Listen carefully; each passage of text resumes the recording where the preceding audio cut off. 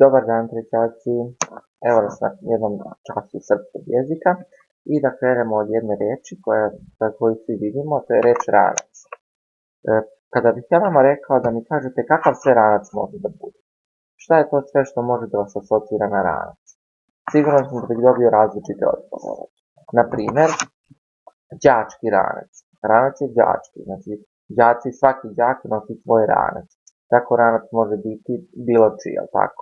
Svako od nas ima svoj ranac, pa može biti ranac svakoga od nas. Zatim, sigurno bi neko od vas rekao da je ranac težak. Kada nosimo dosta knjiga u rancu, ranac nam je težak. U slučaju da recimo nosimo malo nekih knjiga, recimo nekoliko svesti samo stavimo i nekoliko knjiga, to bi bio lak ranac. Zatim može da bude plav ranac. Ili recimo crveni ranac. Ako je recimo ranac crveni, to je ranac neke devojčice, tako. Recimo Isidorin ranac, najčešće može da bude nekog dečaka. Plavi je najčešće nekog dečaka. Recimo Darkov ranac. Zatim, možda bi neko od vas rekao, to je moj stari ranac. Ako kupimo novi, imamo onaj koji smo pred njega nosili i kažemo da je to stari ranac. Dakle, može biti bilo čiji, Isidorin, Darkov, Markov, Ivanov, Ivanin, Nin, Tejn i tako dalje. Zatim može biti stari, novi ranac, tako. Ako nekom ranac se pohabao, recimo to je pohaban ranac, potrepan ranac. Zatim, ako opisujemo neki ranac koji je lep, šaren, znači može biti lep, može biti šaren, može biti bilo koje boje, tako. Može biti zanimljiv ranac ako ima neke zanimljive detalje i tako dalje. Dakle, kada govorimo o rancu, možemo o njemu dati različite neke opise, tako? Naravno kada bismo posmatrali neku sliku ranca i opisivali.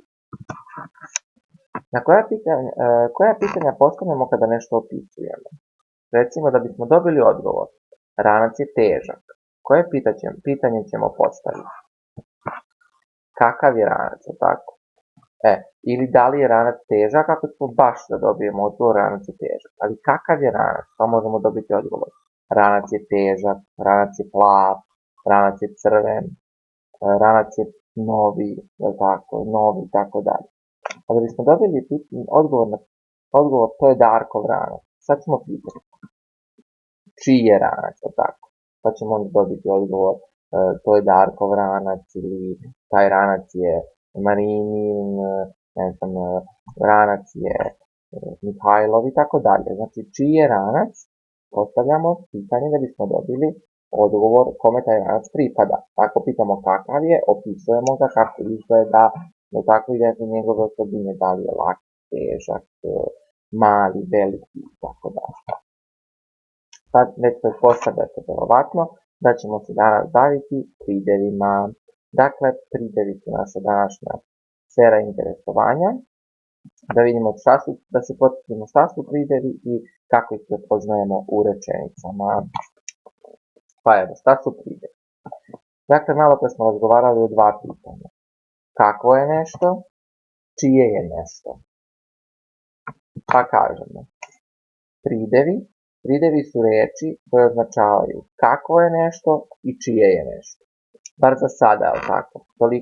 Toliko znamo o pridevima, toliko ste učili o pridevima. Znate da postoje pridevi koji označavaju kakvo je nešto, pa to smo govorili. Crveni ranac, mali ranac, težak ranac. I čije je nešto? Markov ranac, Darkov ranac, Isidorin ranac i tako dalje. Ono što još treba da znamo, a što ćemo staviti na ovaj ovdje podsjetnik, jeste da pridevi u rečenici stoje uz imenice. Dakle, uz imenice i pridev se uvek odnosi na imenicu. Pridev opisuje imenicu. Ranac je imenica. I pridevi, kao što je lep, težak, mali, veliki, Isidorin, Markov, opisuju taj ranac i odnosno govore čiji je ranac. Kakav je i čije. Odgovaraju na ova dva pitanja. Pa, prema tome što imamo pitanje kakvo je nešto, odnosno u ovom slučaju kakav je ranac, i čije je nešto, odnosno čiji je ranac, postoje i dve vrste prideva. Oni pridevi koji odgovaraju na pitanje kako je nešto, opisuju to nešto veliko, malo, crveno, su opisni pridevi. A oni koji govore čije je nešto, ko je to nešto prisvojio, znači čije je, kome pripada, su prisvojni pridevi. Markov, Darko, mamin, tatin i tako dalje. Pa hajde da provežbamo malo. Kaže, uz datu imenicu dopiši po jedan opisni pridev u svaku imenicu. Znači imamo imenice torba, knjiga, đak, crtež i devojka. Torba, opisni pridev. Znači kakva je torba? Recimo može biti crna torba. Ili može biti velika torba, mala torba, šarena torba, ili tako. Imenica knjiga. Može biti tanka knjiga, može biti debela, može biti nova, može biti šarena knjiga, može biti zanimljiva knjiga, može biti tužna, vesela knjiga, ili tako. Šta što kažemo da je knjiga tužna? Nije sama knjiga kao predmet tužna, ali ono kada čitamo tako, šta se u toj knjizi dešava, može biti tužno, srećno, zanimljivo i tako dalje. Đak, pa ono što svi vi volite da budete, to su odlični đaci, ali tako, odličan đak ili vredan đak.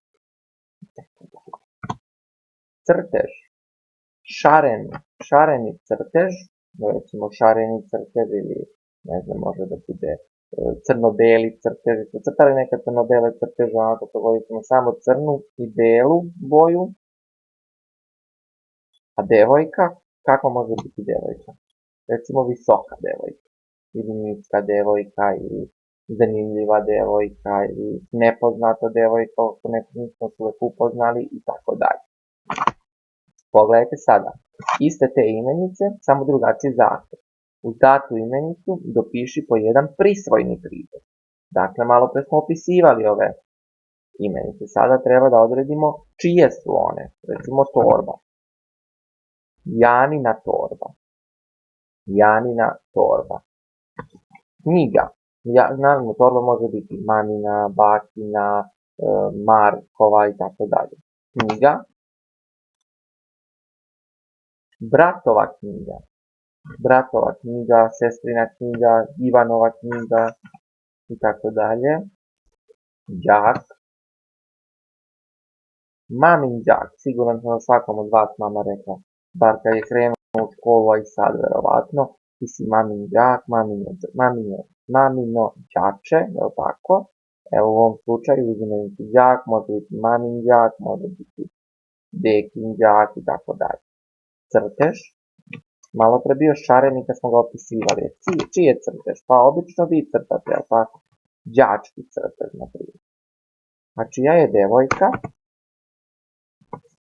Recimo Ivanova devojka, jel tako? Obratite pažnju sad. Neke od ovih riječi su napisane velikim, a neke malim slovom. U slučaju kada pridev pravimo od vlastite imenice. Janina je nastalo od imenice Jana. Ivanova od imenice Ivan. Tada ih i pišemo velikim slovom. Kada nastane od zajedničke imenice, recimo bratova je brat, mamina je mama, đački je đak. Kada nastane od zajedničke imenice, pišemo malim slovom. Pogledajmo samo kratko.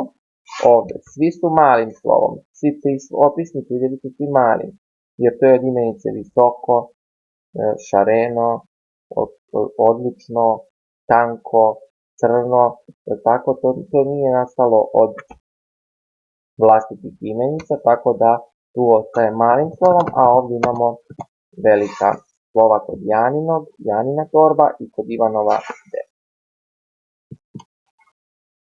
Znači, podvuci prideve u datim rečenicama i odredi njihovu vrstu.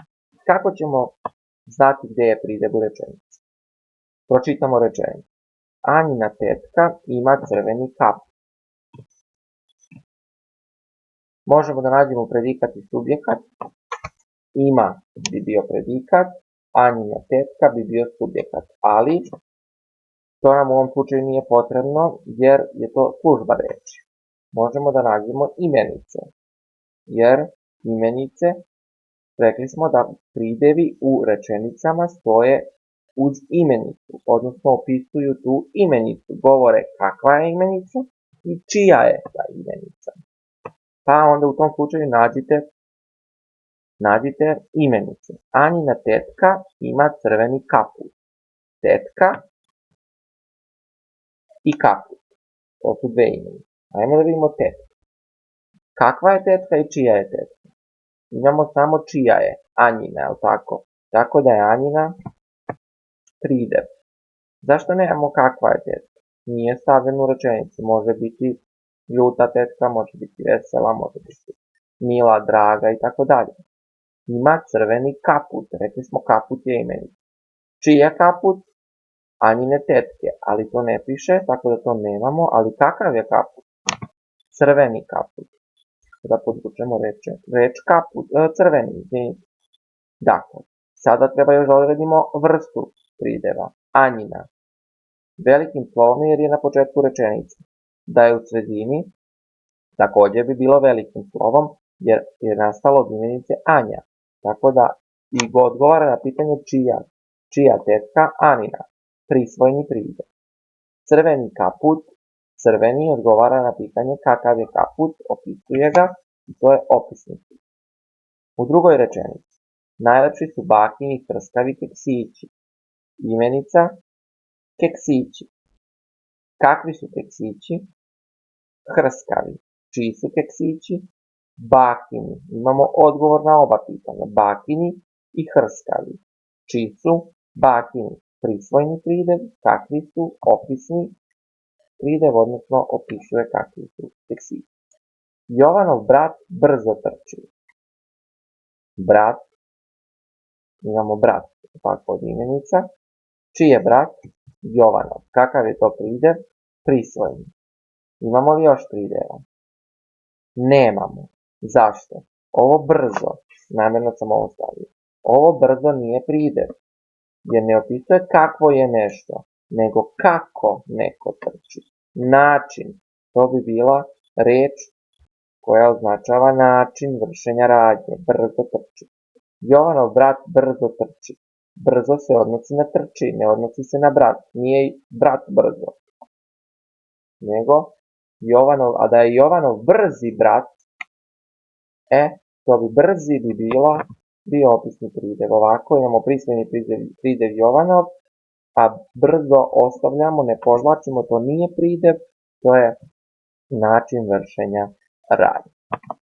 I imam za vas neke zadatke da odradite, da provežbate. Ovo smo radili već zajedno, sad znači uz imenice, evo 2 puta sam napisao, treba da stavite po jedan opisni pridev, a onda po jedan prisvojni pridev.